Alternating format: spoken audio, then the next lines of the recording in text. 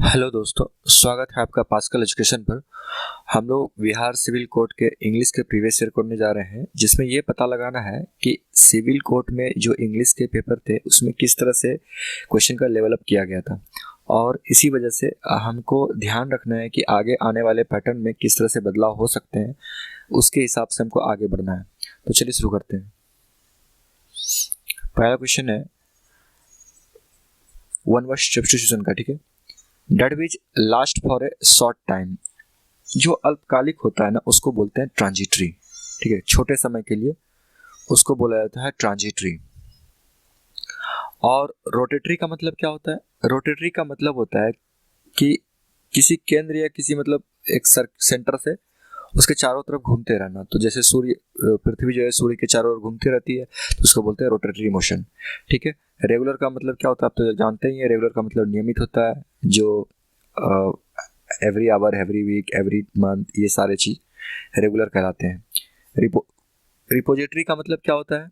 Repository क्या बोलते हैं? भंडार या कोष, ठीक है। भंडार या कोष, जहाँ पे बहुत सारे लार्ज क्वांटिटीज में कोई चीज रखा जाता हो, वहां पे बोला जाता है उसको रिपोजिटरी, ठीक है। नेक्स्ट क्वेश्चन है कि ए person who believes in total evolution of war, जो किसी भी युद्ध में विश्वास ना करता हूं उसको बोलते हैं पेसिफिस्ट, शांत, ठीक है, शांति चाहने वाला, पेसिफिस्ट। और कम्युनिस्ट का मतलब क्या होता है? कम्युनिस्ट का मतलब होता है मार्क्सवादी। और समाजवादी सोशलिस्ट होता है। फैसिस्ट का क्या होता है? फांसीवादी, है ना, फांसीवादी। Ready to believe anything,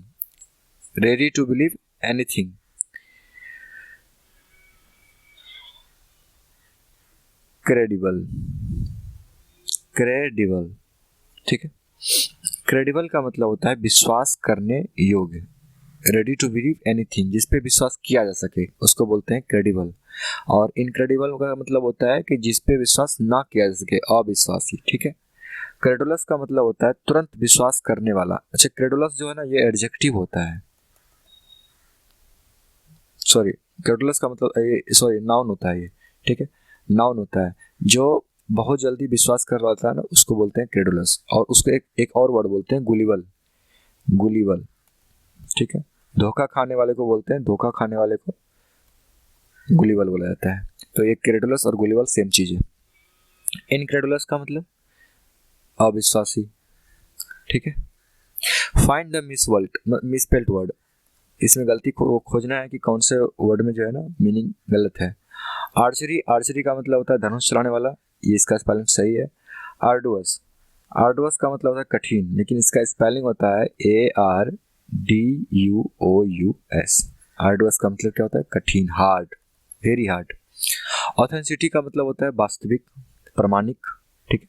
authority का मतलब होता है जिसके अथॉरिटी में हो, अधिकार में हो, जिसको बोलते हैं प्राधिकार, जिसके अधिकार के अंदर हो उसको बोलते हैं अथॉरिटी। चलिए, a person who dash on his own effort has the best chances to win. मैं इसको थोड़ा क्लियर कर देता हूँ और इसको देखते हैं बहुत अच्छे से। ए पर्सन यहाँ पे सब्जेक्ट है, ठीक है। बाकी बात क्या होना चाहिए? प्रेडिकेट। लेकिन प्रेडिकेट तो वर्ब से स्टार्ट होता है, तो यहाँ से यहाँ जितना भी दूर तक है इसको बोलेंगे प्रेडिकेट, ठीक। अब बचा बीच में क्या भाई? ये जो बीच में बचा ना, अब हु जो है किसके लिए आया है? ए पर्सन के लिए आया है, ठीक है। अब हु पर्सन के लिए आया है मतलब कि पर्सन को डिस्क्वालीफाई करेगा। कौन सा पर्सन है, किस तरह का पर्सन है? पर्सन को क्वालिफाई करने के लिए जो भी क्लॉज लिखा जाएगा उसको बोलेंगे नाउन क्लॉज। फ्रेज और क्लॉज, ये सारे चीज़ों ना फंडामेंटल क्लास में पढ़ेंगे हम लोग, और फंडामेंटल क्लास इसके बाद ही स्टार्ट हो जाएगा। ये भी हम लोग को देखना है कि किस तरह से एग्जाम्स के क्वेश्चन जो है पैटर्न सहित आते हैं। तो यहाँ पे नाउन क्लॉज हो गया। क्यों नाउन क्लॉज हो गया? क्योंकि ये सब्जेक्ट है ना उसको डिस्क्राइब कर रहा है, यानी कि उसको क्वालिफाई कर रहा है, उसको उसकी विशेषता बतला रहा है, वो कौन सा पर्सन है, किस तरह का पर्सन है, ठीक है। तो ये नाउन क्लॉज, क्योंकि नाउन नाउन को ही डिस्क्राइब कर रहा है तो ये नाउन क्लॉज हो गया।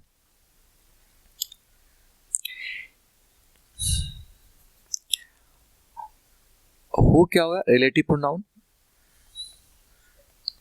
रिलेटिव प्रोनाउन, ठीक है। और हिज ऑन एफर्ट जो है ये ऑब्जेक्ट कॉम्प्लीमेंट है। किसका ऑब्जेक्ट कॉम्प्लीमेंट है? यहाँ जो वर्ब होगा ना, रिलेटिव प्रोनाउन, देखिए देखिए एक चीज बोलता है कि सब्जेक्ट होता है, सब्जेक्ट कौन बनता है? नाउन और प्रोनाउन, ठीक है। नाउन और प्रोनाउन हमेशा सब्जेक्ट बनेगा। अब नाउन और प्रोनाउन, यहाँ पे नाउन तो है नहीं लेकिन प्रोनाउन तो है ना, रिलेटिव प्रोनाउन है ना, तो इसके अनुसार से, इसके पहले वाले सब्जेक्ट के अनुसार से यहाँ पे वर्ब लगना चाहिए, जो कि सिंगुलर नाउन है तो सिंगुलर वर्ब लगेगा, ठीक है। इसका कलर थोड़ा चेंज कर लेते हैं हम लोग, ठीक है, सिंगुलर वर्ब लगेगा। अब हमें देखना है कि कौन सा वर्ब लगेगा। कहा जा रहा है इसको बीच में हु यहाँ से लेकर इफोर्ट तक के सेंटेंस को छोड़ दीजिए। A person has the best chance to win, मतलब एक आदमी के पास एक अच्छा चांस होता है जीतने के लिए। कब जीतने के लिए अच्छा चांस होगा? जब वो अपने इफोर्ट्स, ऑन इफोर्ट्स, अपने प्रयास पर क्या करे? भरोसा करे, रिलाय करे, निर्भर करे। रिलाय का मतलब, देखिए रिलाय ऑन का मतलब होता है भरोसा करना, ठीक है, भरोसा करना। एक फ्रेजल वर्ब है ये, रिलाय ऑन। अच्छा आप बोलिएगा मैक क्यों नहीं होगा? भाई मैक क्यों नहीं होगा? मैक क्यों नहीं? मैक ऑन का मतलब होता है लाइट जलाना, लाइट जलाना। अब कोई अपने प्रयास पे तो लाइट नहीं जला सकता है, ठीक है। अब अच्छा बताइए कि रन ऑन क्यों नहीं हो सकता है? ये भी तो हो सकता है कि अपने प्रयास पे दौड़ते रहो, है ना। रन ऑन का मतलब क्यों नहीं होगा? रन ऑन का मतलब होता है चलना, भागना, ठीक है। अब रन ऑन का मतलब तो चलना होता है, लेकिन आप अपने प्रयास पे कैसे चल सकते हैं? प्रयास को मूव कर सकते हैं, आगे बढ़ा सकते हैं, लेकिन चल नहीं सकते हैं। क्यों नहीं चल सकते कि भाई? क्योंकि प्रयास का कोई सरफेस नहीं होता, है ना, कोई सरफेस नहीं होता। अब जब सरफेस ही नहीं रहेगा तो हम चलेंगे किस पे? तो रन ऑन का मतलब गलत हो गया, ठीक है। पुट्स ऑन का मतलब होता है कपड़े पहनना, बोलते हैं ना पुट्स ऑफ कपड़े उतारो, पुट्स ऑन कपड़े पहनो। तो ये पुट्स ऑन का मतलब होता है कपड़े पहनना। ये फ्रेजल वर्ब वाले जितने सेक्शन होंगे ना उसमें वोकेब में डाल दिया जाएगा, ठीक है। अभी के लिए समझ लेते हैं। तो यहाँ पे क्या हो जाना चाहिए? रिलायज ऑन, सॉरी ऑन तो लिखा ही है, ठीक है, तो रिलायज ऑन। धीरे धीरे सब्जेक्ट के पार्ट्स को बिल्कुल एकदम तरीके से समझते जाएंगे, ठीक है। नेक्स्ट क्वेश्चन है कि all the applicants dash and results will be announced next week.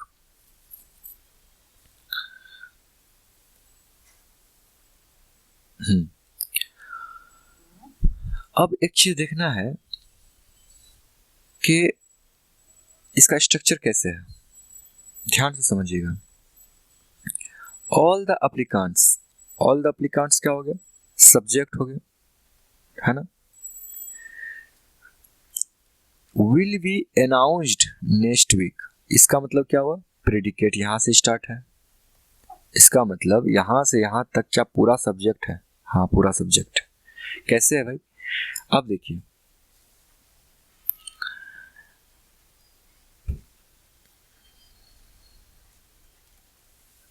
Ram's car, ठीक है ना, राम्स कार।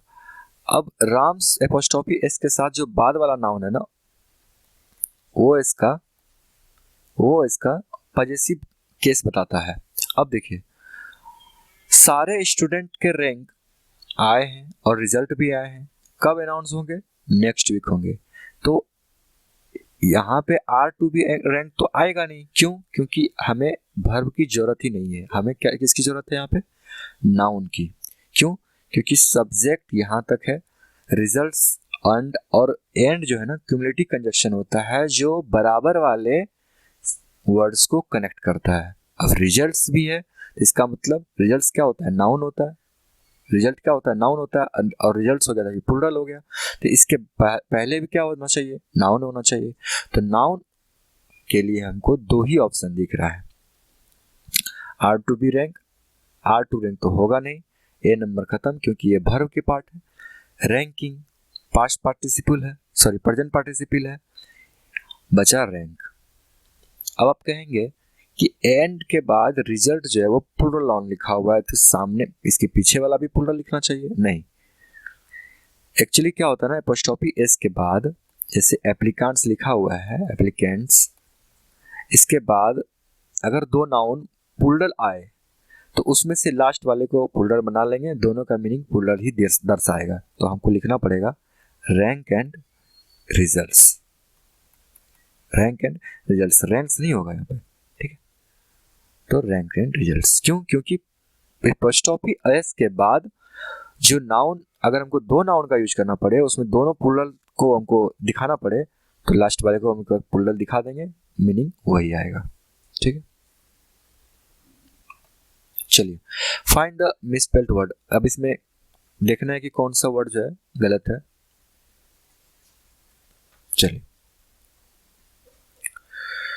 एनिमीज, हाँ, ऑर्थोडॉक्स का मतलब होता है, ऑर्थोडॉक्स का मतलब होता है बायस्ड, जो किसी भी सोच या किसी विचार पे पूरी तरह से बायस्ड है, कट्टरपंथी है, ठीक है, उसको बोलते हैं ऑर्थोडॉक्स। यूफोरिया क्या होता है? यूफोरिया, यूफोरिया उत्साह से भरा, एकदम जिलस, जिलस बोलते हैं ना, यूफोरिया उत्साह से भरा। यूटिलिटेरियन क्या होता है? यूटिलिटेरियन होता है उपयोगी, जिसको उपयोग किया जा सके, टू यूजेबल, टू यूजेबल, ठीक है। इनेमीज, इनेमीज का गलत है, इनेमीज होता है ऐसे, ठीक, IYES होता है, इसका प्लूरल फॉर्म है। मिसस्पेल्ड वर्ड खोजना है, ऑस्पेगस, ये मेडिकल वर्ड्स हैं तो इसको थोड़ा याद ही रखना पड़ेगा। एस्पर्जिस होता है, ठीक। हार्ट का मतलब दिल होता है, स्पेन का मतलब रीढ़ की हड्डी होती है, डायफ्राम क्या होता है? डायफ्राम ही बोलते हैं इसको। और स्पेसिस का मतलब होता है ग्रास नली, ग्रास नली। सी इज ब्यूटीफुल डेस ब्रेव, ठीक है। अब देखते हैं ये क्वेश्चन को। सी तो हो गया सब्जेक्ट, बाकी बात क्या बचे? प्रेडिकेट, ठीक है। अब देखना है कि अब जैसे कि एक सेंटेंस लिखते हैं हम, राम इज ए बॉय, ठीक है, राम एक लड़का है। बेसिकली दो तरह के वर्ब होते हैं, एक तो एक्सिलरी वर्ब होते हैं, एक होते हैं मेन वर्ब, ठीक। एक्सिलरी वर्ब में भी दो तरह के होते हैं, मॉडल वर्ब होते हैं, एक रेगुलर वर्ब होते हैं। अब यहाँ पे हम जो यूज किए ना वो रेगुलर एक्सिलरी वर्ब है, ठीक है। इसके बाद जो है ना वो नाउन है, ए बॉय क्या हुआ? नाउन हो गया। लेकिन अब कहेंगे कि इज तो एक्सिलरी वर्ब होता है, इसके बाद जो हमको एक मैन वर्ब चाहिए, क्योंकि एक्सिलरी वर्ब अकेले नहीं आता, उसके साथ एक मैन वर्ब आता है, जैसे कि राम इज ईटिंग, ठीक है, राम इज ईटिंग, तो एक्सिलरी वर्ब इज हो गया, इसके बाद मेन वर्ब आएगा। लेकिन ये कौन सा वर्ब? ये एक मेन वर्ब है, ठीक है, इसको बोलते हैं लिंकिंग वर्ब। कौन सा वर्ब? Linking verb. सब फंडामेंटल में हम लोग क्लियर कर लेंगे, linking verb, regular verb, object complement, subject complement, transitive verb, intransitive verb, सारे चीज जो है फंडामेंटल में हम लोग करेंगे, क्योंकि फंडामेंटल से ही ना सारा चीज कवर हो जाता है, ठीक है। अब हमको यहाँ पे देखना है कि ए बॉय जो है वो जो वर्ब है किसको, ये बॉय किसको डिस्क्राइब कर रहा है? ये ए बॉय जो है ना सब्जेक्ट को डिस्क्राइब कर रहा है, ना कि वर्ब को। वर्ब को हमेशा एडवर्ब ही डिस्क्राइब कर सकता है, ठीक है। लेकिन यहाँ पे जो नाउन है ए बॉय, ये राम को डिस्क्राइब कर रहा है। डिस्क्राइब का मतलब क्या हुआ? ध्यान से देखिए, ए बॉय कौन है? मतलब लड़का कौन है? लड़का राम ही है, ठीक है, लड़का कौन है? राम ही है। तो ये लड़का होने का एग्जिस्टेंस राम के पास है। इसका मतलब जिस लड़के की बात किया जा रहा है सेंटेंस में वह सब्जेक्ट ही है। तो ऐसे में ये नाउन क्या कहलाएगा? कॉम्प्लीमेंट, ठीक है, कॉम्प्लीमेंट कहलाएगा। और कॉम्प्लीमेंट नाउन, प्रोनाउन और एक मिनट, हाँ हाँ, एडजेक्टिव ही बन सकता है। ठीक है, कॉम्प्लीमेंट कौन कौन बन सकता है? नाउन, प्रोनाउन और एडजेक्टिव। लेकिन कॉम्प्लीमेंट हमेशा किसके साथ लिखा जाएगा? लिंकिंग वर्ब के साथ लिखा जाएगा। ठीक है, लिंकिंग वर्ब के साथ ही कॉम्प्लीमेंट लिखा जाता है।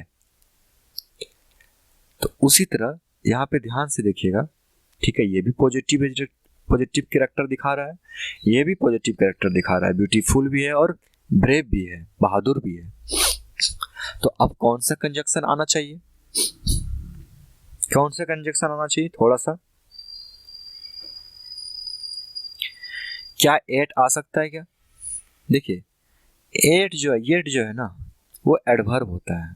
ठीक है, नेक्स्ट स्लाइड में देखते हैं हम लोग, अच्छे से देखते हैं येट को।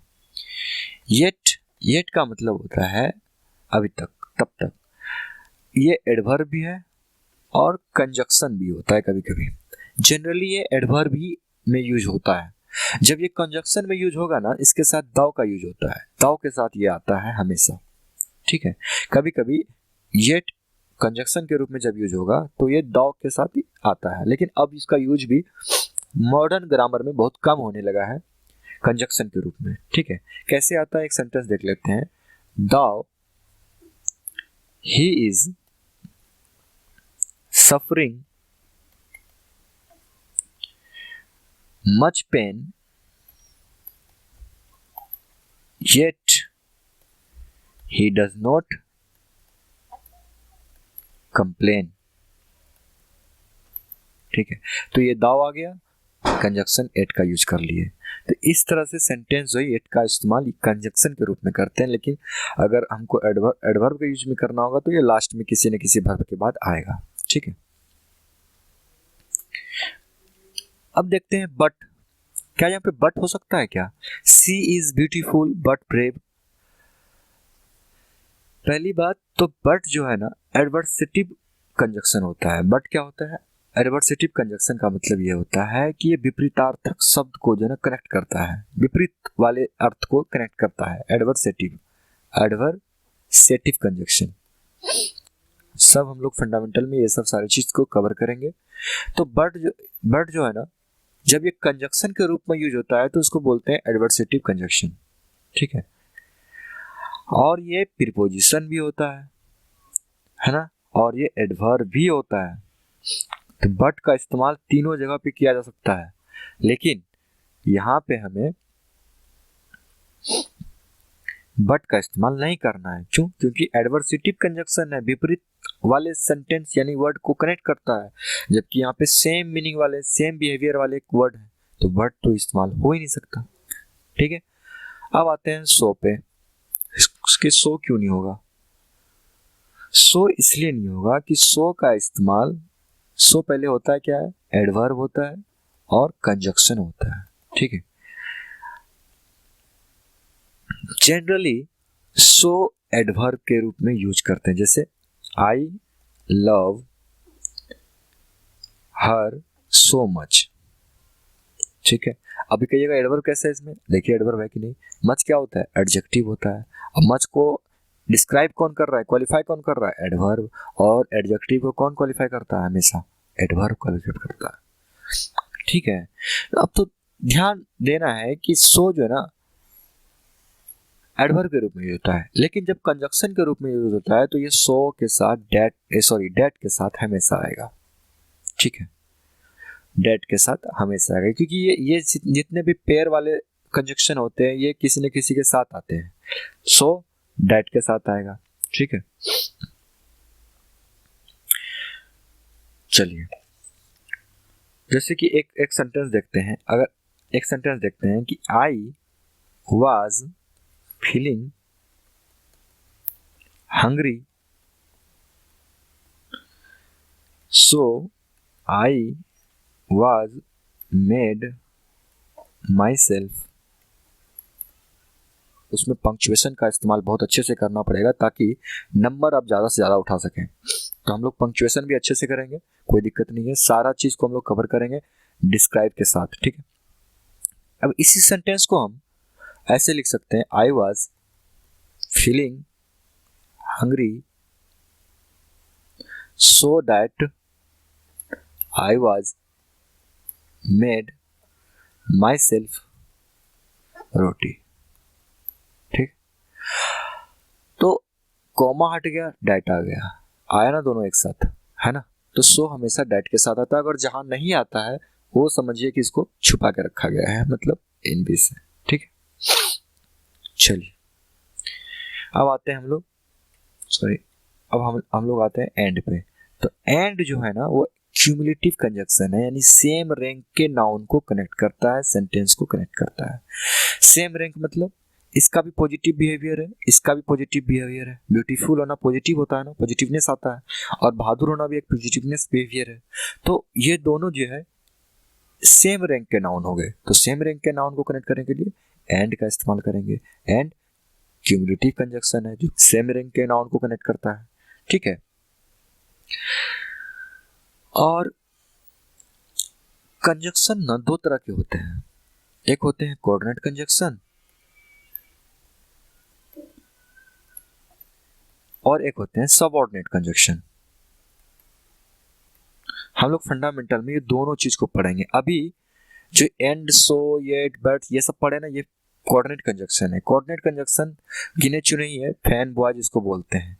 ठीक है, फैन से फॉर, ए से एंड नॉर, बी से बट, वाई से एट, सो, एस से सो, ओ से और। ठीक है, तो ये सारे जो है ना कोऑर्डिनेट कंजक्शन है, फैन बॉय इसको ध्यान रखना है। ये सारे जो है कोऑर्डिनेट कंजक्शन है, और सबऑर्डिनेट कंजक्शन इसके बाद हम लोग फंडामेंटल में करेंगे। ठीक से, इसके बाद फैन बॉयज के बाद जितने भी कंजक्शन बचे रहते हैं वो सब सबऑर्डिनेट कंजक्शन होते हैं। ठीक है, नेक्स्ट क्वेश्चन आते हैं, all the decisions are likely to be taken by consensus. देखिए पहले हम लोग सब्जेक्ट और प्रेडिकेट में देख लेते हैं क्या है।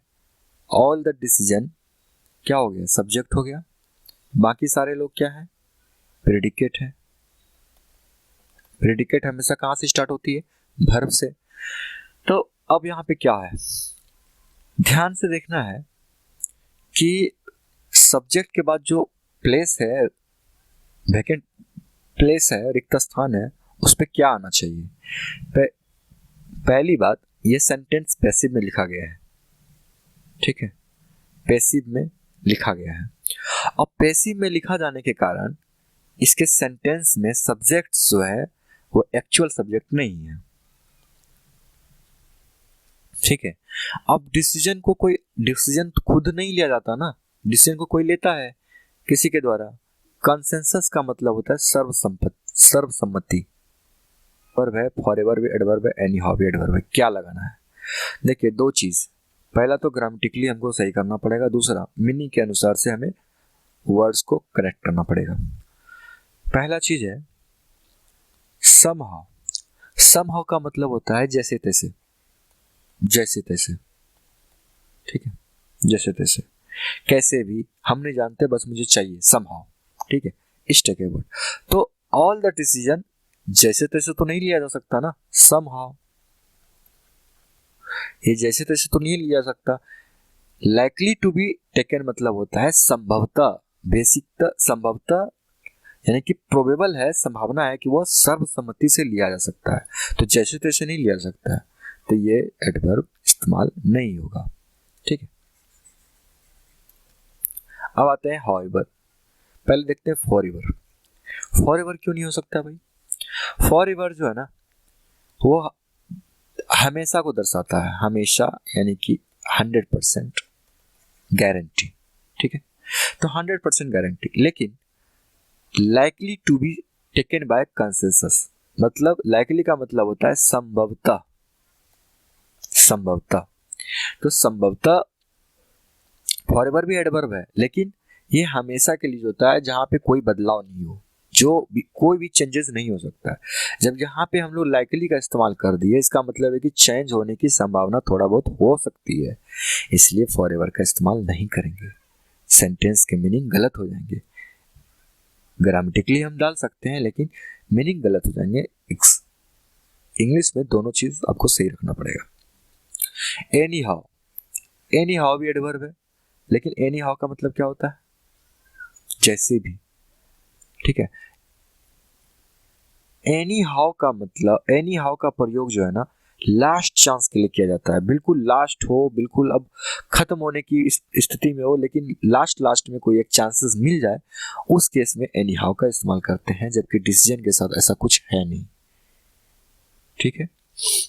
ये एडवर्ब ऑफ टाइम है, ठीक।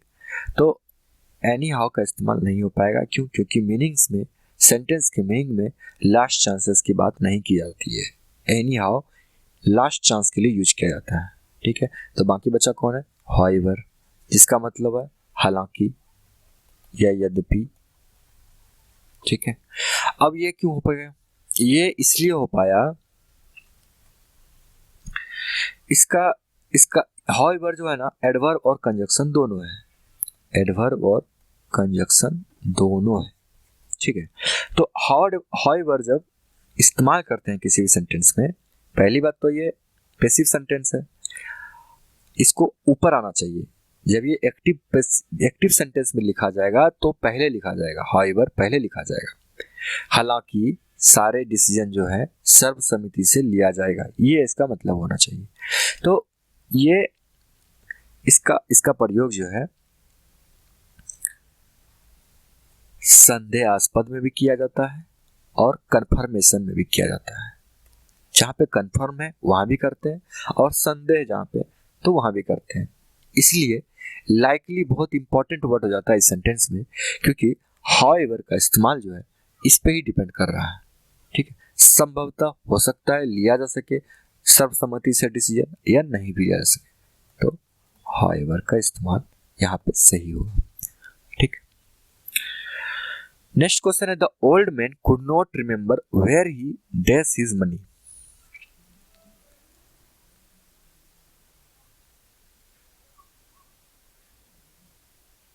देखिए, एक फैक्ट को हम लोग आपको सिखाते हैं। देखिए, एक टाइम लाइन होता है ना। एक टाइम लाइन को खींचते हैं हम लोग, 3 पॉइंट होते हैं, प्रेजेंट, पास्ट, फ्यूचर, ठीक। ध्यान से देखना है कि प्रेजेंट, अभी हम लोग जो बात कर रहे हैं ना वो है पास्ट इंडेफिनिट, ठीक। पास्ट इंडेफिनिट, अब ये कैसे संभव है?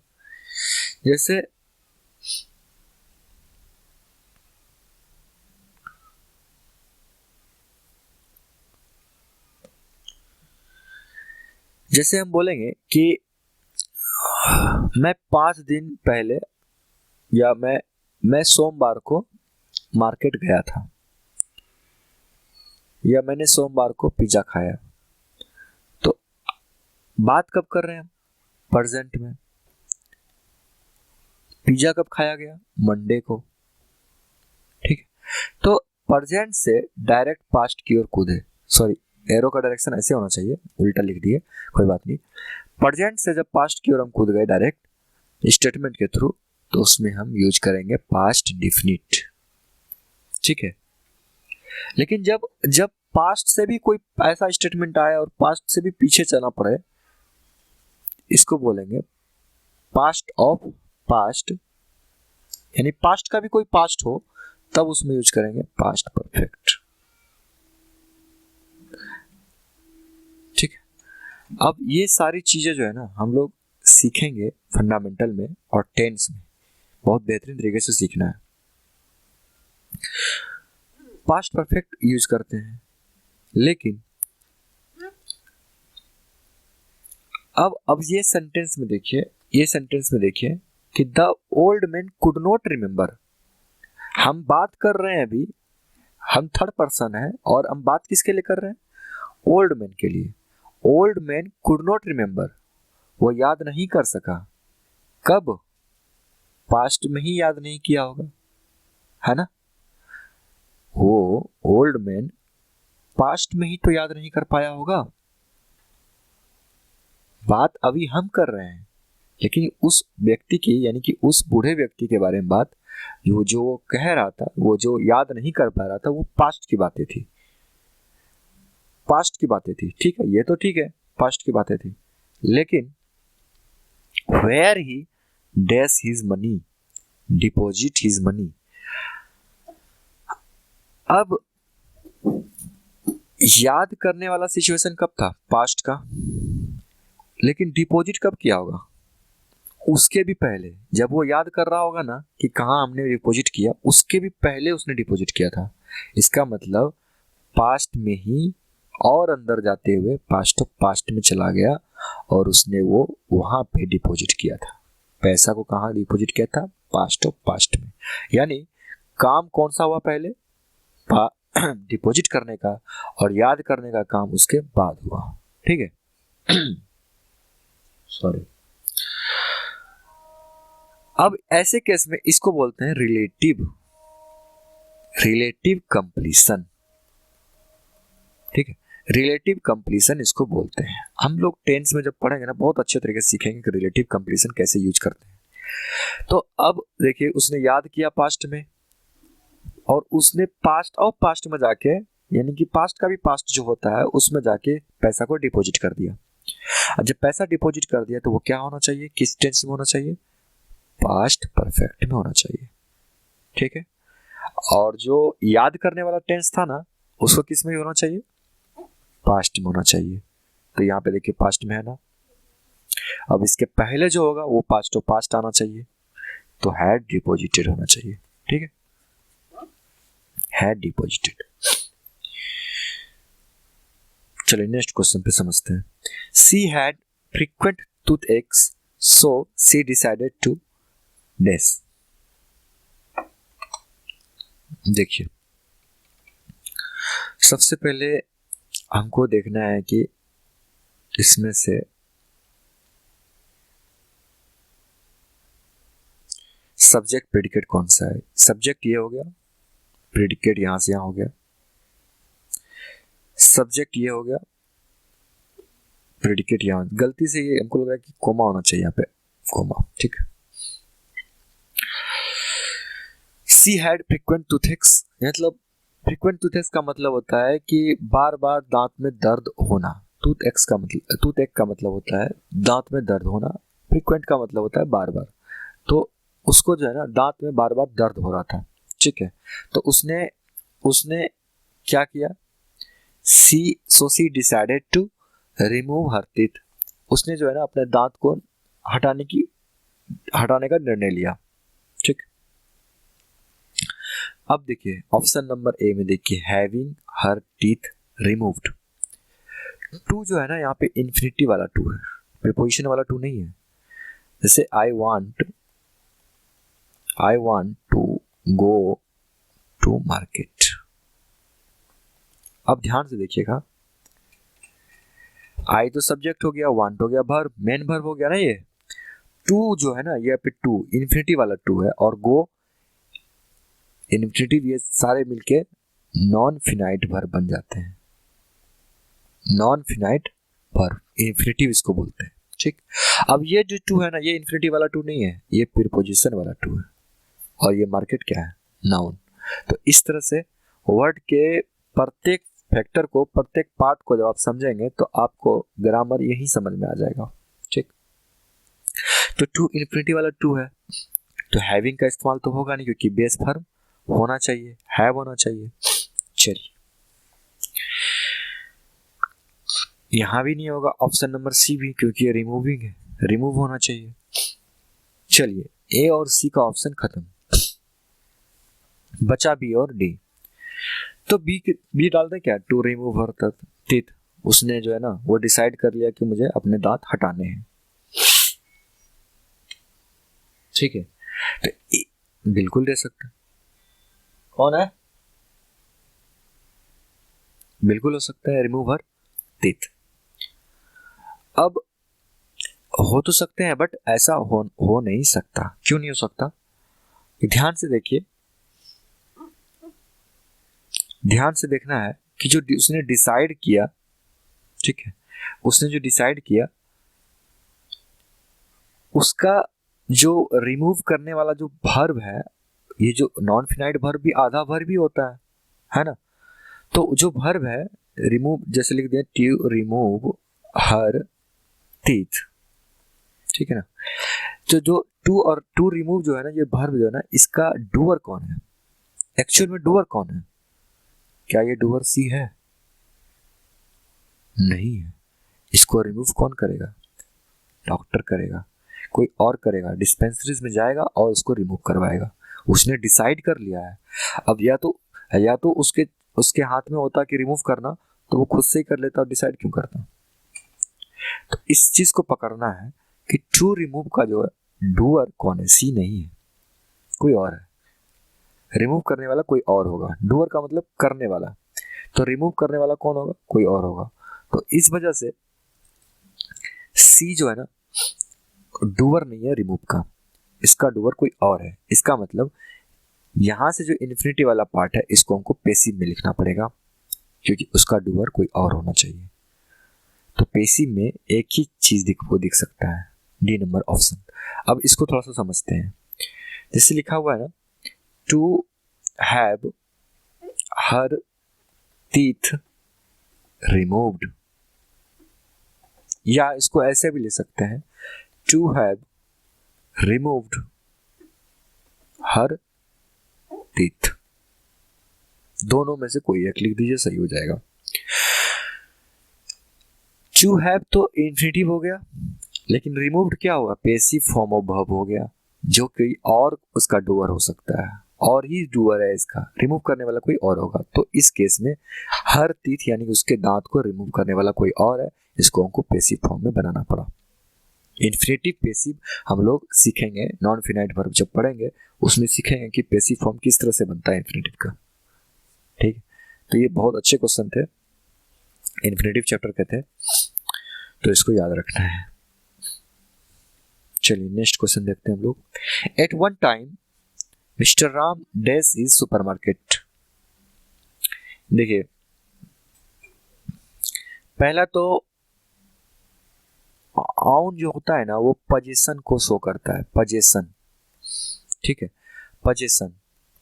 तो पोजीशन जो होता है ना, वो हैपनिंग वाला वर्ब होता है। एक होता है डूइंग वर्ब, एक होता है हैपनिंग वर्ब। हैपनिंग वर्ब का मतलब होता है खुद ब खुद। हम लोग सीखेंगे वर्ब के बेसिक चैप्टर में हैपनिंग और डूइंग वाला वर्ब जो है ना कैसे इस्तेमाल करते हैं वो सीखेंगे फंडामेंटल में। तो ये हैपनिंग वाले वर्ब है, और हैपनिंग वाले वर्ब जो है ना आईएनजी फॉर्म नहीं लगते, ठीक है, ये खुद ब खुद होते हैं, आउंड कहा जाता है, एक तरह का ये स्टेबल वर्ब होते हैं, ठीक है। तो आईएनजी फॉर्म इसमें लगाना बहुत गलत हो जाएगा। तो ये पहले ऑप्शन तो खत्म हो गया।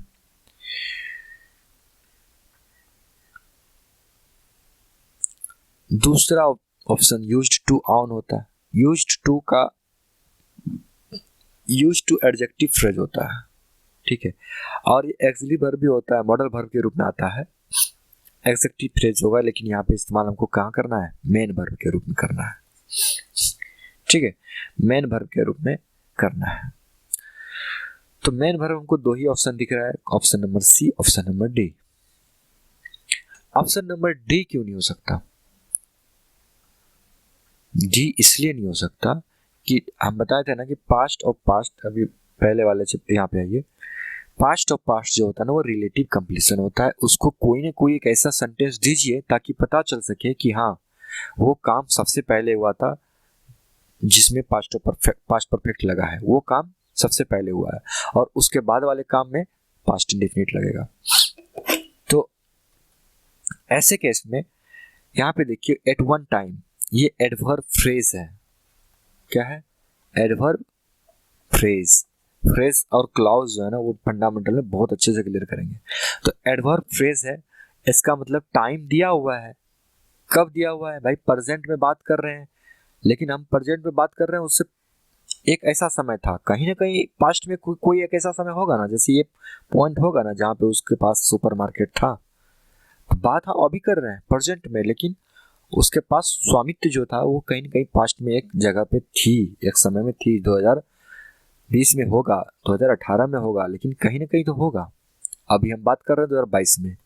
तो ये डायरेक्ट हम कहाँ पे चले गए, पास्ट के किसी एक पॉइंट पे चले गए। तो जब हम प्रेजेंट से किसी पास्ट के किसी एक पॉइंट पे चले जाएं तो उसमें पास्ट इंडेफिनिट का यूज करते हैं। अभी हम लोग पहले देखें, प्रेजेंट यानी कि 2022, अगर पास्ट 2018 हो तो डायरेक्ट 2022 2018 की बात कर रहे हो तो पास्ट इंडेफिनिट का यूज करेंगे। ठीक, तो यहाँ पे आउंड वर्ब होगा। क्यों? क्योंकि हम प्रेजेंट से डायरेक्ट एट ए वन टाइम, एक ऐसा समय था, रिलेटिव कंप्लीशन की बात नहीं कर रहे हैं, एक समय की बात कर रहे हैं, प्रेजेंट से डायरेक्ट पास्ट की बात कर रहे हैं। ठीक है, चलिए अपोजिट मीनिंग खोजना है इसमें। रिपेल का मतलब क्या होता है? रिपेल का मतलब होता है स्थगित करना यानी दूर हटना। ठीक है, तो इसका इसका एंटोनिम्स क्या हो जाएगा? अट्रैक्ट यानी आकर्षित करना। ठीक है, कंटिन्यू का मतलब होता है जारी रखना, अटेंड का मतलब होता है शामिल होना, किसी चीज में शामिल होना, कंसंट्रेट का मतलब होता है ध्यान लगाना। ठीक, अपेलिंग का मतलब क्या होता है? भयावह, डरावना। ठीक है, अब इसका अपोजिट क्या हो सकता है? स्कैरिंग का मतलब भी डरावना होता है, हॉरिफाइंग का मतलब भी भयावह होता है, शॉकिंग का मतलब भी आश्चर्य, पूरी भाव मतलब डरावना स्थिति में आश्चर्य करना। तो कंसोलिंग का मतलब होता है हिम्मत के साथ रहना या हिम्मत के साथ सांत्वना देना। ठीक है, पेसिफाई का मतलब वही हम लोग पढ़े थे, पेसिफाई का मतलब होता है शांत करना। पेसिफाई का मतलब क्या होता है? शांत करना। तो इसका ऑपोजिट क्या होगा? थ्रेटन का मतलब होता है खतरा, चैलेंज का मतलब होता है चुनौती देना, इनरेज का मतलब होता है इनलार्ज नहीं है, इनरेज है। इनरेज का मतलब होता है क्रोधित करना, किसी चीज को क्रोधित करना या आग भड़काना है। तो पेसिफाई का मतलब होता है शांत करना। तो इसका अपोजिट क्या हो जाएगा? इनरेज, जो भड़काना होता है। ठीक है, क्वारल का मतलब होता है झगड़ा करना। बैकआउट का मतलब क्या होता है? अच्छा, यहाँ पे बेस्ट एक्सप्रेस मीनिंग है, इसका मतलब सैनो खोजना है। बैकएंड का मतलब होता है बुलाना, असेंट का मतलब होता है भेजना, तो ये तो होगा नहीं। एक्विटेड का मतलब होता है बरी करना। ठीक है, बरी कर दिया, किसी भी चीज से दोष मुक्त कर देना। कॉर्ड का मतलब होता है बुलाना, कॉर्ड ऑन, कॉर्ड ऑफ, ये सब फ्रेजल वर्ब है, ये इसका मतलब होता है बुलाना भेजना, ये सब। ठीक है, एक्यूज्ड का मतलब होता है दोषी। ठीक, ऑब्स्टिनेट का मतलब होता है जिद्दी। क्लेवर का मतलब होता है चालाक।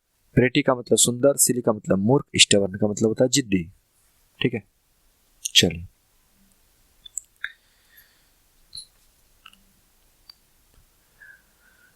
डेक्रिपिट्यूड का मतलब क्या होता है?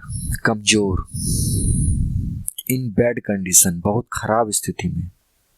ठीक है, तो फीबलनेस इसका मतलब होता है कमजोर। ठीक है, क्राउड का मतलब भीड़। ठीक, कूलनेस का मतलब शांत, डिजीज का मतलब बीमार।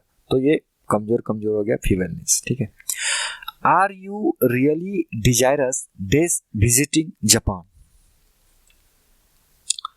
एक चीज ध्यान रखिएगा, ये इसको हम इस तरह से लिख सकते हैं क्या? ये सेंटेंस जो है ना इंट्रोगेटिव सेंटेंस है, इसको हम पहले सबसे पहले असर्टिव सेंटेंस में कन्वर्ट करके देखते हैं, एक आंसर देके देखते हैं। Yes I am really desirous visiting Japan. ठीक है,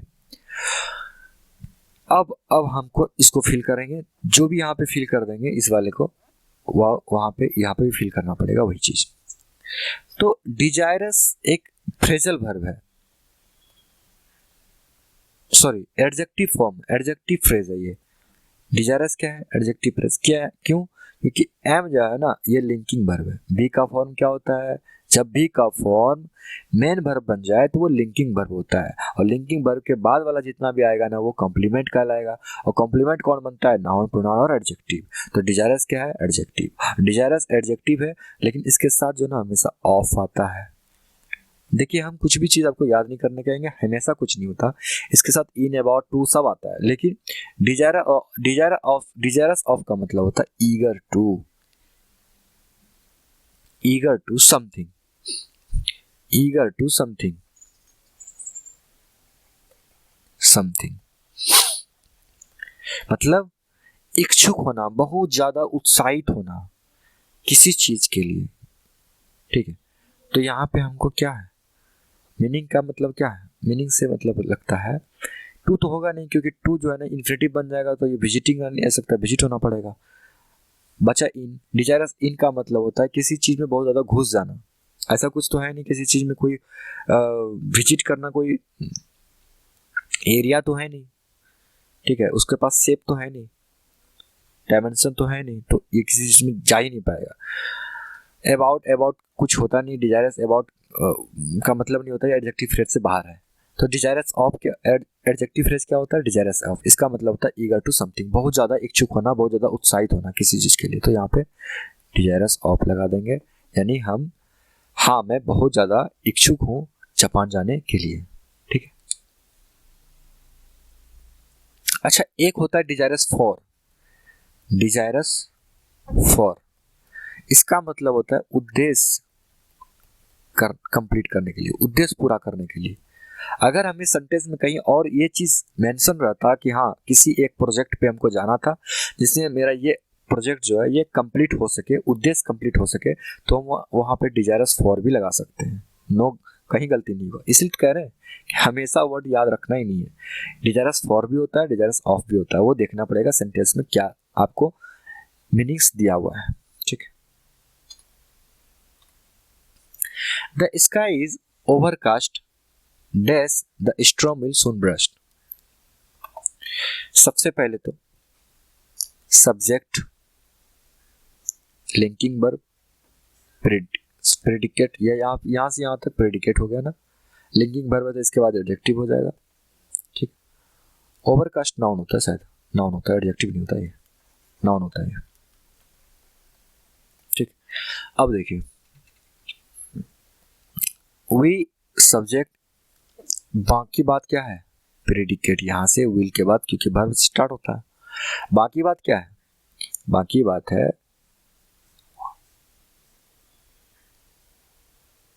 the storm, the storm,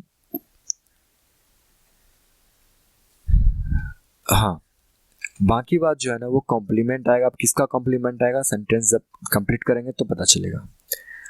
trust, क्या यहाँ पे ट्रस्ट लिख सकते हैं क्या, देखिए ट्रस्ट जब हम लिखेंगे ना तो ट्रस्ट का मतलब होता है कि believe someone, believe on someone, मतलब किसी चीज पे, समथिंग या समवन पे, किसी चीज पे या किसी पर हमको ट्रस्ट है 100%। इसमें श्योरिटी 100% होती है, श्योरिटी का 100% होती है, कोई संदेह नहीं होना चाहिए। ट्रस्ट का मतलब यही होता है, जैसे बोलता है ना कि I trust you on you, I trust on you, तो इसका मतलब यह है कि 100% श्योर है, इसमें कोई भी एक संदेह नहीं है। लेकिन विल सून ब्रस्ट, आप यहाँ पे देखिए विल सून का मतलब क्या हुआ, एक तरह से एक संभावना है कि हाँ हो सकती है बारिश, बहुत जोरों की बारिश हो सकती है। क्यों, क्योंकि स्काई जो है ओवरकास्ट, यानी स्काई जो है पूरी तरह से ढका हुआ है, बादलों से ढका हुआ है, तो ट्रस्ट तो हो नहीं सकता क्योंकि 100% सिक्योरिटी है। अब ट्रस्ट नहीं, जब 100% सिक्योरिटी होने का चांसेस नहीं है तो हम ट्रस्ट का इस्तेमाल नहीं करेंगे, ठीक। अब आते हैं सस्पेक्ट, सस्पेक्ट का मतलब होता है संदेहास्पद। यहाँ पे मीनिंग पॉजिटिव भी आनी चाहिए, नेगेटिव भी आनी चाहिए, सिर्फ नेगेटिव नहीं आ सकती क्योंकि सस्पेक्ट क्या है, नेगेटिव वर्ड है बहुत ज्यादा, संदेह, और ट्रस्ट क्या है, बहुत ज्यादा पॉजिटिव वर्ड है, तो दोनों नहीं आ सकते, ठीक है। अब जब नहीं आ सकते कोई ऑप्शन ही नहीं बचा, क्या, डी और बी। चलिए होप तो कर सकते हैं, होप में तो होता ही है, होप तो कर सकते हैं, लेकिन होप नहीं होने के कारण क्या है कि होप जो है ना वो विश को दर्शाता है, किसको, विश को, कौन से विश को, पॉजिटिव विश को, पॉजिटिव विश को शो करने के चांसेस जो है ना होप कहलाता है। यानी जब होप का प्रयोग जो करेंगे तो अच्छी विशेष के लिए करेंगे, ठीक है। तो अच्छी विशेष के लिए तो हम कर नहीं सकते हैं क्योंकि यहाँ पे संभावना क्या है कि नहीं, विश की बात ही नहीं है, यहाँ पे एग्जैक्ट होने वाले कारण की बात है, ठीक है। तो एक्सपेक्ट का मतलब होता है, एक्सपेक्ट का मतलब होता है अच्छा और बुरा, यानी ये expectation is a belong strong belief in the future. मतलब एक्सपेक्ट जो है ना वो एक स्ट्रॉन्ग बिलीफ है कि फ्यूचर में क्या होने वाला है। द स्काई इज ओवरकास्ट अगर नहीं होता तो वी होप भी लगा सकते थे, लेकिन यहाँ स्काई इज ओवरकास्ट है, इसका मतलब यह है कि स्ट्रॉन्ग बिलीफ है, यानी कि पूरी तरह से संभावना है कि ये बारिश होने की संभावना है, तूफान आने की संभावना है। ठीक है, तो यहाँ पे क्या आना चाहिए, एक्सपेक्ट। होप क्यों नहीं आएगा, होप को होता है ना wish for something to happen, हमको कुछ होने के विश किया जा सकता है, जैसे गॉड से विश कर रहे हैं, जैसे किसी से विश कर रहे हैं, तो यहाँ पे विश की कोई जरूरत नहीं, क्योंकि द स्काई इज ओवरकास्ट इसका एक जो क्लाउज लिखा हुआ है वो रेफर करता है कि बारिश की संभावना है या तूफान की संभावना है। ठीक है, तो हम आशा करते हैं, एक्सपेक्ट करेंगे। ठीक है, the candidates expedition was days for its brevity and clarity. ध्यान से देखिएगा यहाँ पे भी, द कैंडिडेट्स एक्सपेडिशन, यहां से यहां तक क्या हो गया, सब्जेक्ट। एक्सपेडिशन का मतलब होता है मुहिम। ठीक है, अभियान। वाज भी लिंकिंग वर्ब है। बी का फॉर्म कौन कौन होते हैं, बी का form is, am, are, was, were. ठीक है, ये सब बी के फॉर्म है, ये सारे लिंकिंग वर्ब हो सकता है। जब इस सारे चीज का मेन वर्ब के रूप में यूज करेंगे तब उसको बोलेंगे लिंकिंग वर्ब। ठीक, तो यहाँ पे मेन वर्ब है क्योंकि इसके बाद कोई तो मेन वर्ब है नहीं, अगली वर्ब होता तो इसके बाद मेन वर्ब आता, लेकिन तो है नहीं, इसका मतलब ये लिंकिंग वर्ब है। इसके बाद क्या आना चाहिए, पूरा का पूरा कॉम्प्लीमेंट आना चाहिए। कॉम्प्लीमेंट कौन बनता है, नाउन, प्रोनाउन और एडजेक्टिव। इसके बाद क्या आना चाहिए, एडजेक्टिव आना चाहिए। इनकम्प्रिहेंसिबल आ सकता है क्या, नहीं, इनकम्प्रिहेंसिबल का मतलब होता है समझ से बाहर।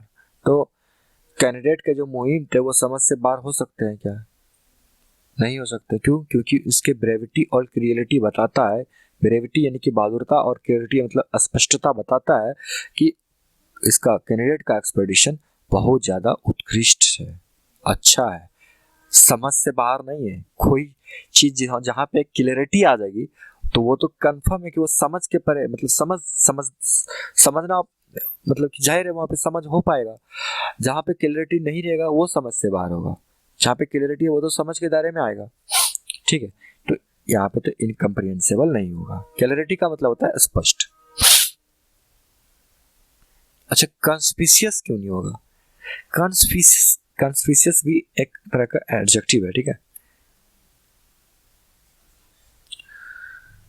अब इसका मतलब होता है स्पष्ट, सुस्पष्ट या विशिष्ट।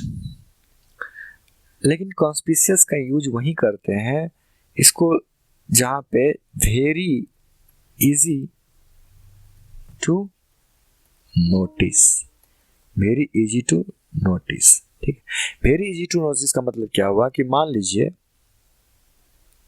एक कार है, ठीक है, एक कार है, तो इस कार में अगर व्हाइट कार है, ठीक है, अगर व्हाइट कार में कहीं पे अगर काला धब्बा अगर कहीं पे हो, ब्लैक स्पॉट हो, तो उसको बोलेंगे कि ये ब्लैक स्पॉट बहुत क्लियरली दिख रहा है, बहुत क्लियरली दिख रहा है, इसका मतलब ये कॉन्स्पिशियस है, कॉन्स्पिशियस मार्क है, कॉन्स्पिशियस मार्क है। इसका मतलब जो भी चीज क्लियरली दिख जाए, फिजिकली दिख जाए, मतलब अपनी आंखों से देख सके उसको, फिजिकली दिखे, अपनी आंखों से देख सके उसको, उस चीज को, क्योंकि मार्क को हम लोग देख सकते हैं, व्हाइट मार्क, काला मार्क, ब्लैक ब्लू मार्क, ये सारे चीज क्या है, ये देख सकते हैं।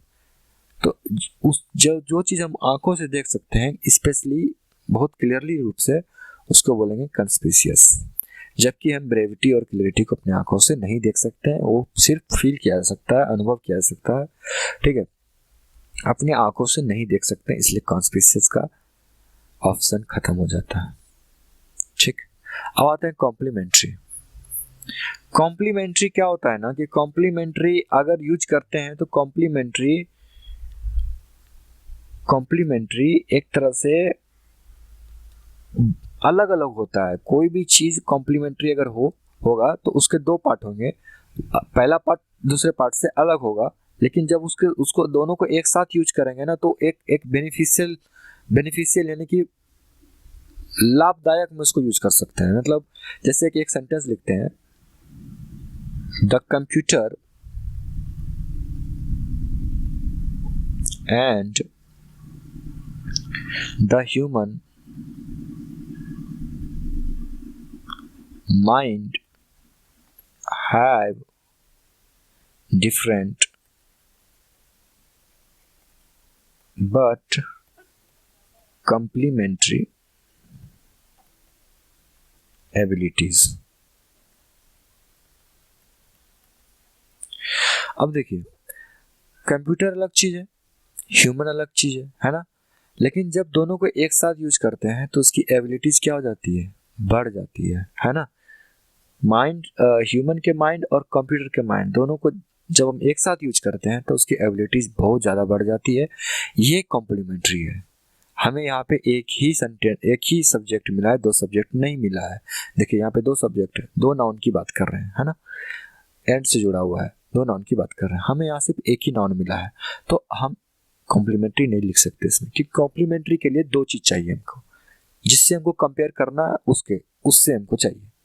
ठीक है, तो कॉम्प्लीमेंट्री का कोई ऑप्शन नहीं है, इसलिए रिमार्केबल का मतलब होता है उत्कृष्ट। ठीक है, उत्कृष्ट। तो जो कैंडिडेट के जो मुहिम थे, अभियान थे, वो उत्कृष्ट थे। किससे उत्कृष्ट थे? उसके बहादुरी और अस्पष्टता से। ठीक है, उसके विजन अस्पष्ट थे, इसलिए रिमार्केबल है, रिमार्केबल। ठीक, चलिए एडियम फ्रेज है यहाँ पे, एडियम फ्रेज को देख लेते हैं। टू ईट हम्बल पाए। टू ईट हम्बल पाए का मतलब होता है माफी मांगना, तो हो जाएगा टू हैव टू एपोलाइजीज।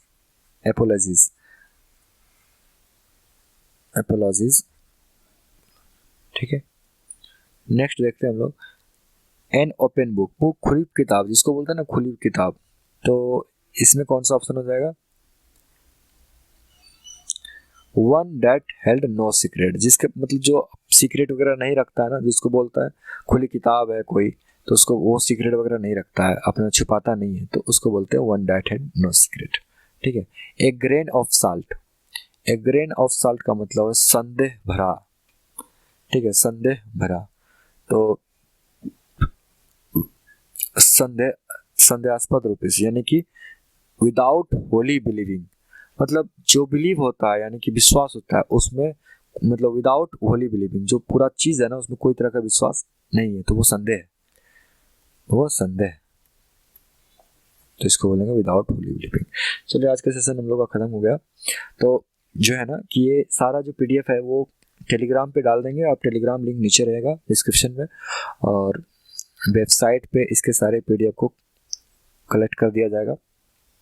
जो भी फीडबैक या जो भी क्वेश्चन है, जो भी आपको डाउट होते हैं, वो आप व्हाट्सएप कर सकते हैं। ठीक, थैंक यू।